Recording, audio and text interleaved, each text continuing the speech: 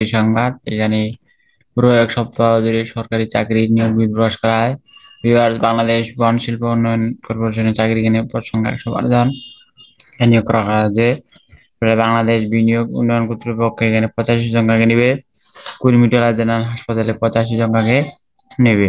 তারপরে জেলা প্রশাসক গাইবান্ধা 55 জন কাকে নিবে, 55 জন কাকেই অফিসক পদে নিবে। 8,250 টাকা থেকে 20,010 টাকা আবেদনে যে এসএসসি পাশে। এরপরে কৃষি বিশ্ববিদ্যালয়ে 8,000 টাকা নিবে। কর কমিশনের অঞ্চল ঢাকা 11 জন টাকা নিবে। তারপর বিজ্ঞান ও প্রযুক্তি বিশ্ববিদ্যালয়ে 16 জন টাকা নিবে। এরপরে রয়েছে জেলা প্রশাসক কুষ্টিয়া 23 জন টাকা নিবে। বসুন্ধরা গ্রুপে চাকরি এখানে 13 জন টাকা নিবে। বিকাশ গ্রুপে চাকরি এখানে 66 জন টাকা নিবে। রিসিপশনে ছেলে মেয়ে ইন্টার পাস করতে হবে এবং কল সেন্টার 38 জন টাকা নিবে এইচএসসি পাস। চট্টগ্রাম বিশ্ববিদ্যালয়ের চাকরি এখানে 8 জন কাকে নিবে। বাংলাদেশ সড়ক পরিবহন কর্পোরেশন 34 জন কাকে নিবে। বাংলাদেশ ফিল্ম সেন্সর বোর্ড 3 জন কাকে নিবে। বেগম রোকেয়া বিশ্ববিদ্যালয় এখানে 13 জন কাকে নিবে।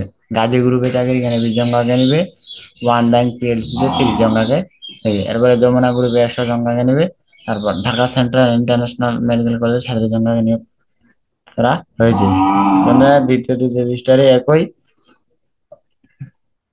আমার একটি অনুরোধ, ভিডিওটি আপনারা অনেকে দেখছেন কিন্তু সাবস্ক্রাইব করেন না, আপনারা সাবস্ক্রাইব করবেন। প্রাণ গ্রুপের চাকরি এখানে ড্রাইভার নিবে শুধুমাত্র। মুক্তা গাছাপুরের 3 জন কাকে নিবে।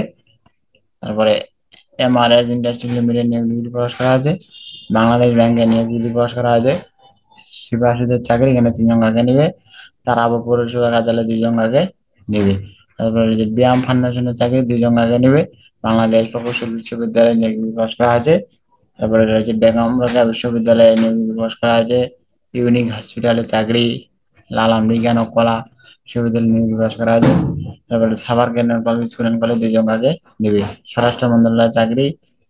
আপনারা ভিডিওটি ভালো লাগলে সাবস্ক্রাইব করবেন। ধন্যবাদ।